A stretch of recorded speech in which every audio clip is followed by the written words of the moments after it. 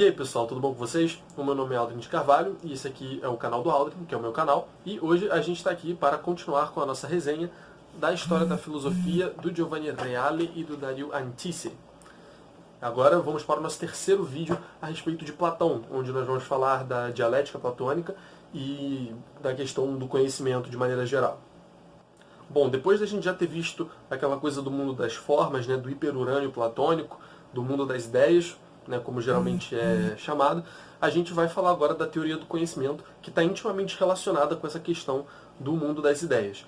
Segundo Reale aqui, o Platão vai desenvolver sua teoria do conhecimento a partir do momento em que ele se depara com uma aporia proposta pelos, ou uma aporia colocada pelos sofistas erísticos a respeito da possibilidade de se conhecer.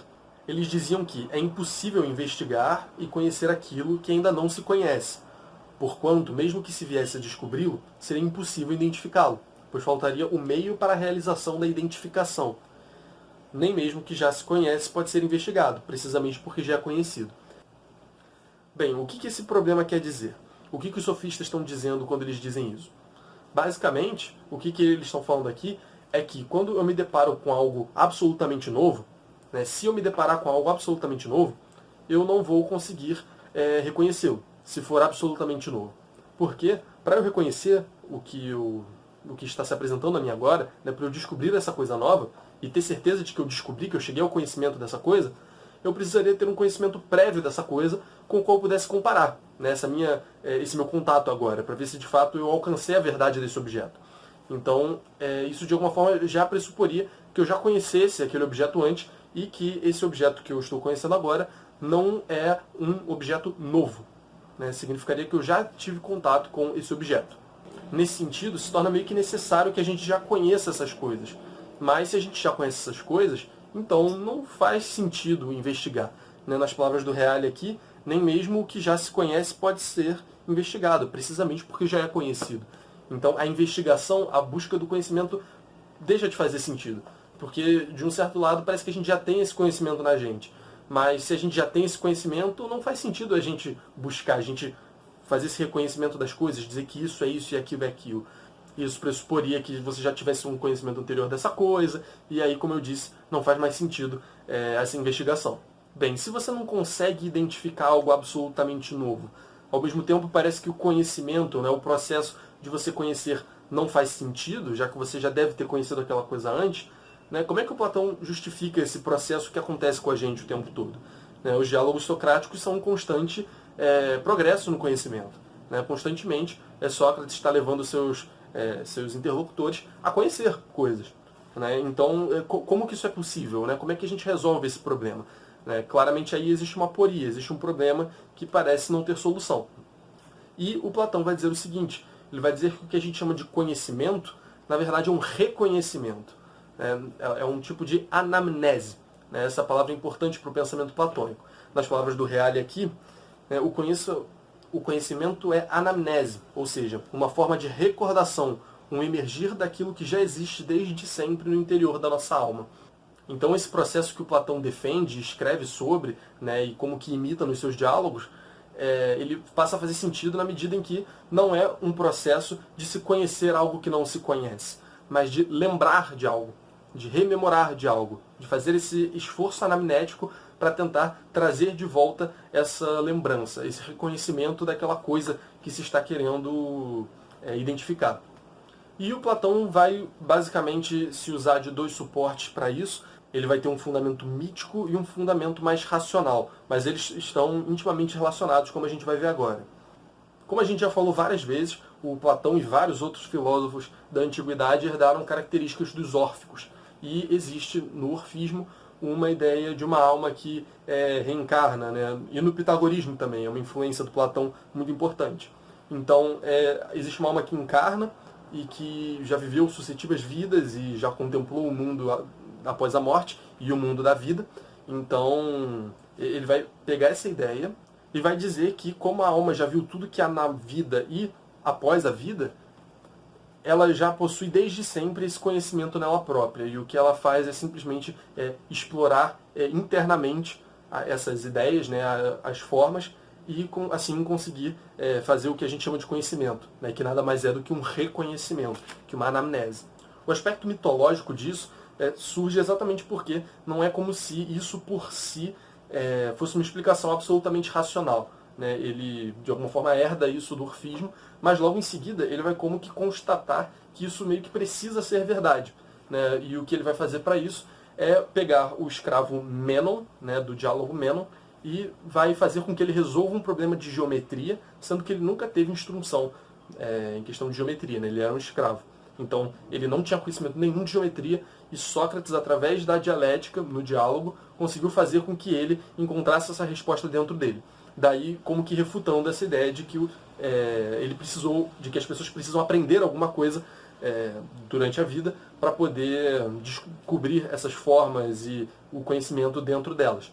Porque se a formação, se o estudo propriamente dito da geometria, no caso, fosse necessário, fosse de fato ensinar algo novo, o escravo não teria conseguido, sem nenhum estudo desse, puxar isso do fundo da sua alma e resolver o problema.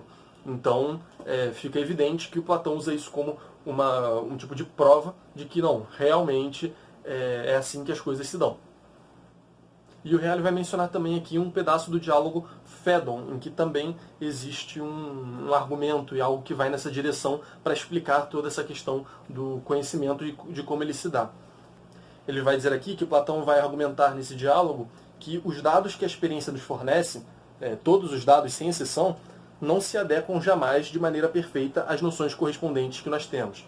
Então ele vai falar aqui que nenhuma coisa sensível é perfeitamente e absolutamente quadrada, redonda e assim por diante. Nós não vemos na realidade círculos perfeitos, quadrados perfeitos.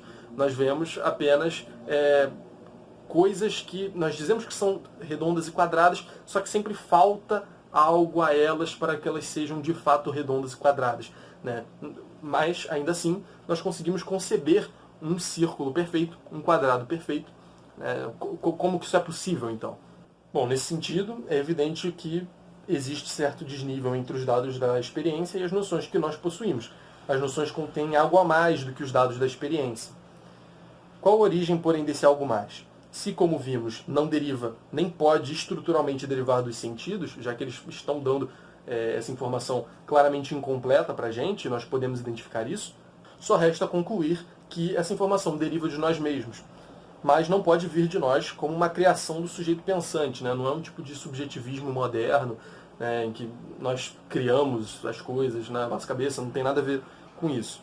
Pois o sujeito pensante não cria esse algo mais, ele apenas o encontra e o descobre, né, reconhece, para usar o termo que a gente está usando aqui. Ao contrário, né, ele se impõe ao sujeito, ele não é criado pelo sujeito, ele se impõe ao sujeito, objetivamente e independentemente de qualquer poder do sujeito. Então a gente conhece o círculo, a gente não cria esse círculo na nossa cabeça, nós como que identificamos que esse círculo existe, o círculo perfeito é concebível, mas na realidade material, no mundo sensível, isso como que não se verifica. Então a gente simplesmente precisa assumir essa diferença do que se encontra na nossa alma, do que se encontra no mundo, né? Dos conhecimentos que nós já temos e dos conhecimentos que o mundo nos dá, né? Das informações, melhor dizendo, que o mundo nos dá. Mas notem que o círculo, ou as coisas circulares que nós vemos na realidade, elas não simplesmente são coisas absolutamente distintas do círculo que nós concebemos. Né? Existe uma certa correspondência aí, né? Com um desnível, né? O círculo que nós concebemos como perfeito, ele é perfeito, e o círculo que nós experienciamos na realidade, obviamente, possui vários defeitos. Né? Então, é aquilo de que nós já falamos. Né? O mundo sensível é como que uma imagem das ideias, das formas supremas perfeitas. E agora o Reale vai falar aqui dos graus do conhecimento em Platão. Né? E aí precisa ficar claro que ele parte de um pressuposto que me parece bem parmenídico. Né? Se você não viu o vídeo de Parmênides, vai lá ver. Que ele vai falar que o conhecimento é proporcional ao ser. Né? Então, nós conseguimos conhecer algo na medida em que aquilo é, e nós conhecemos menos esse algo na medida em que ele não é. Então ele vai usar aqui de exemplo, né? De modo que apenas aquilo que é ser em grau máximo é perfeitamente cognoscível, perfeitamente compreensível, enquanto o não ser é absolutamente cognoscível. Parmênides falava, né? Se você pensa no não ser, na verdade você não está pensando no não ser, você só não está pensando. Da mesma forma, se você diz algo do não ser, você não está dizendo. Se você diz o não ser, melhor dizendo, você não está dizendo nada. Você simplesmente não está dizendo. Então, o ser é absolutamente cognoscível e o não ser é absolutamente cognoscível. Você pode fazer um exercício aí de tentar conceber o não ser e você simplesmente não vai conseguir, porque é impossível, é realmente impossível você conceber o não ser. Você, quando tenta conceber o não ser, você não concebe. Entretanto, vai dizer o Platão, não existe apenas o ser e o não ser. Existe uma realidade intermediária aí, que é a realidade material, o mundo sensível. De um lado você tem o não ser da matéria, né, aquela pluralidade caótica da qual a gente já falou no outro vídeo, e do outro lado a gente tem as ideias, né, as formas que conferem ordem, que tem o grau de ser mais elevado, né, que são as coisas propriamente ditas de uma maneira mais perfeita. Então as ideias são cognoscíveis e o não ser não é cognoscível. Mas vai dizer o Platão que nós vivemos num mundo que é intermediário entre o ser e o não ser. Né? É como que uma mescla, né, que é o mundo sensível. O mundo sensível comporta algum elemento de ser, um elemento de não ser. Então é essa coisa um pouco confusa. E desse intermediário, portanto, existe um conhecimento igualmente intermediário.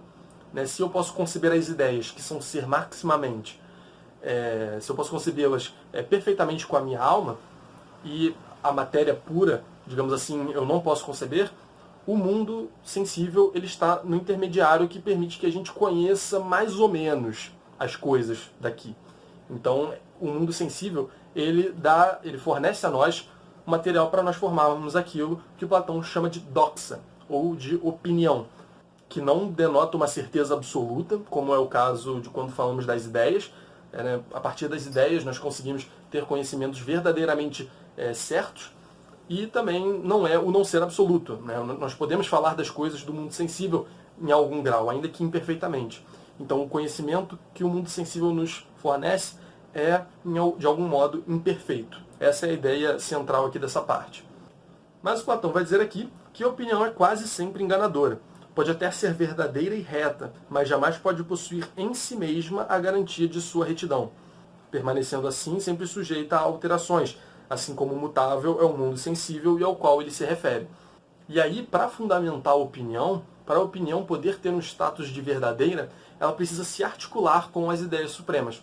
Né? É exatamente a relação dela, da sua opinião, que o mundo sensível te dá, depois que ela for comparada com as formas supremas, né, com o ser, com aquelas coisas que são ser muito mais do que a matéria e o mundo sensível, que você vai conseguir dar alguma credibilidade para essa opinião. Para fundamentar a opinião, impõe-se, como diz Platão no Mênon, tratá-la como expediente do raciocínio causal, isto é, firmá-la através do conhecimento da causa, ou da ideia. Desse modo, porém, a opinião deixaria de ser opinião, transformando-se em episteme, ou ciência. Então a ciência para o Platão, o conhecimento mais correto, o conhecimento mais elevado sobre as coisas com as quais a gente tem contato aqui, se dá exatamente quando existe uma justificação por parte das ideias em relação ao mundo sensível. Quando você compara as informações que são apresentadas a você às ideias supremas e você vê que aquilo de fato é coerente, que aquilo de fato faz sentido. Então percebam, né? Por um lado a gente tem a completa ignorância do não ser, depois a gente tem a opinião sobre o mundo sensível, e depois a gente tem o conhecimento das ideias. E aí ele vai dividir agora a opinião em duas divisões, em duas categorias, e a ciência também em outras duas categorias. Platão especifica ainda que tanto a opinião como a ciência realizam-se em 2 graus. A opinião se divide na simples imaginação e na crença, né? Na eikasia e na pistis. Enquanto a ciência se desdobra em ciência intermediária, dianoia, e noesis, que é a intelecção pura. Então, falando agora com um pouco mais de calma da questão da opinião. Ela vai se dividir na eikasia e na pistis, né? Na simples imaginação e na crença.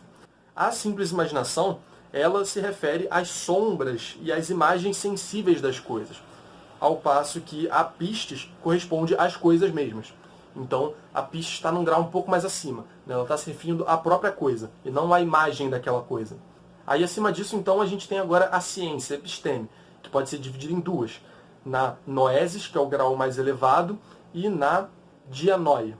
A dianoia vai ser referente aos conhecimentos matemático-geométricos.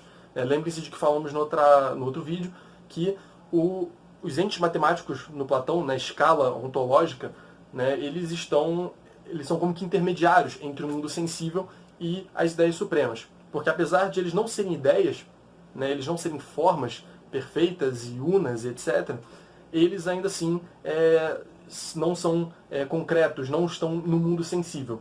Né? Então, eles têm esse grau de... eles são tanto abstratos. Então, eles se encontram meio que nesse meio termo. Então, a dianoia ela vai se referir a esses objetos. Né? O conhecimento desses objetos, dos números, das figuras geométricas, assim por diante, é o conhecimento próprio. Né? Eles são o objeto próprio da dianoia.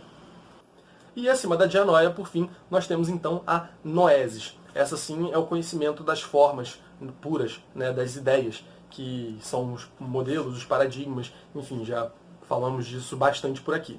Então a noesis é esse conhecimento mais perfeito, daquilo que é mais absoluto.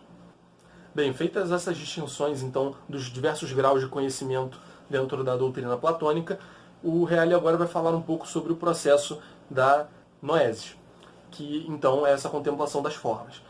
Como que isso acontece? Né? Como você pode articular as diversas formas e ter um conhecimento delas? Através da dialética. O intelecto e a intelecção, superadas as sensações e todos os elementos ligados ao sensível, captam com um processo que é simultaneamente discursivo e intuitivo as ideias puras, justamente com seus respectivos nexos positivos e negativos, isto é, com todas as suas ligações de implicação e de exclusão, ascendendo de ideia a ideia até a captação da ideia suprema, ou seja, do incondicionado. Então, uma vez que agora nós estamos falando das ideias e não mais das coisas sensíveis, nós podemos comparar uma ideia com outra, ver qual ideia exclui a outra ideia, quais delas se contrapõem, qual ideia está contida na outra ideia, né, como elas se organizam hierarquicamente. Já falamos um pouco sobre essa estrutura hierárquica das ideias no último vídeo sobre Platão, né, porque teve alguns outros vídeos antes, mas no último vídeo sobre Platão nós falamos exatamente disso, né, dessa estrutura hierárquica das ideias, como uma ideia contém a outra, como uma ideia pode vir a se opor à outra. Então, né, há ideias que são excludentes em relação uma à outra. Né? O Reale falou agora há pouco do círculo e do quadrado. Né? Algo não pode participar da ideia do círculo e da ideia do quadrado ao mesmo tempo. Né? Não tem como algo ter todos os seus pontos distando igualmente do centro e ao mesmo tempo ter 4 vértices. Né? Assim, isso é impossível. Então, são ideias que se anulam. Né? Isso na geometria é fácil de perceber. Mas é evidente que também uma cadeira não pode ser uma girafa, e assim por diante. Então, o dialético, né, o processo dialético, é exatamente essa articulação das ideias, comparando uma ideia com a outra e vendo todas essas relações aí negativas e positivas entre as ideias. E ele vai falar aqui que existem 2 tipos de dialética, né, uma dialética ascendente e uma dialética descendente. Ele falou, o que eu falei agora foi basicamente a dialética ascendente, que vai das ideias mais particulares para as mais gerais até chegar à ideia do sumo bem. O Reale, naquele outro livro do Platão que eu mencionei no último vídeo, ele vai chamar de dialética sinótica. Sim, de reunir, de juntar. Então, as ideias vão como que encontrando seus pontos comuns até chegar no cume da hierarquia, que é a ideia do bem, a ideia do uno, como a gente já explorou aí exaustivamente no último vídeo. E, ao contrário, também existe uma dialética descendente, que faz o caminho oposto. Vai da ideia mais suprema, a ideia do bem, do uno, e descendo para as ideias mais particulares, deixando cada vez mais específica a coisa. Então a dialética ela visa estabelecer a posição que determinada ideia ocupa na estrutura hierárquica do mundo das ideias, dentro de qual ideia ela se encontra, quais são as suas espécies, as suas divisões, e assim por diante. Concluindo, podemos dizer que a dialética consiste na captação, baseada na intuição intelectual, do mundo ideal, da sua estrutura e do lugar que cada ideia ocupa em relação às outras ideias nessa estrutura. Então, o verdadeiro conhecimento, a noesis, esse conhecimento mais elevado, se dá todo no plano das formas, sem fazer referências ao sensível.